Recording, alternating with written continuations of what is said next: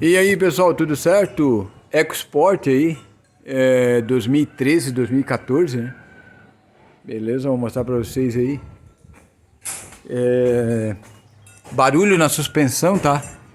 Barulho na suspensão dianteira aí, já olhamos aqui, pivô, terminal de direção, tudo ok, bieleta barra estabilizador aí, né?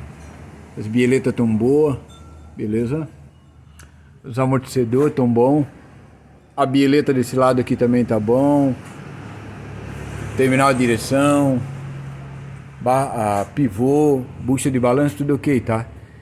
E nós forçando aqui, olhando, acabamos vindo aqui a bucha da barra estabilizadora aqui, beleza? Bucha da barra estabilizadora que tava com folga para cima e para baixo aí, beleza?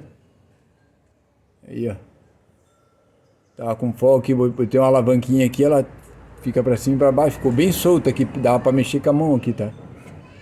Beleza, então, esse lado aqui nós já fizemos, né? Esse lado aqui também estamos fazendo, ó. Não precisa soltar o agregado, tá? Não precisa baixar o agregado. Dá para fazer no local, beleza? Tem bastante espaço aí para trocar a bucha da barra estabilizadora. Só solta os dois parafusos 13, tem um aqui e o outro do outro lado, né? Nós estamos usando essa chave aqui para soltar esse parafuso, né? Uma chave 13 milímetros aí, ó. Beleza? Chave articulada. Ela dá para soltar aí com o cachimbo também, né? Soquete, como falo aí, né? Catraca, soquete. Mas para nós achamos melhor esse aqui. Beleza? Tá aí os parafusos. As buchas estavam bem feias já, né? Tinha bastante folga aqui dentro. As buchas são cortadas mesmo, tá? Aí elas vêm assim, ó. Beleza? Por isso que vem até essa marca aqui já para fazer o corte, né? Até a gente viu ali. For para tentar colocar, olha só, ele vai ter que passar por isso aqui para levar até lá, né? Beleza? Então pode cortar ali que não tem problema. Beleza? Elas já são aí, ó. Eu acredito que essas buchas nunca foram trocadas. Tá? Não dá para dizer, né? Beleza?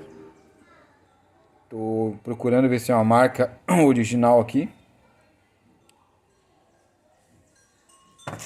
Mas tá certo, então pessoal, passa uma vaselina, um óleo bem pouquinho aqui, né? Um óleo bem de leve aqui, ou uma vaselina. Pode botar também um óleo por cima aqui, na hora de encaixar a abraçadeira, encaixa melhor.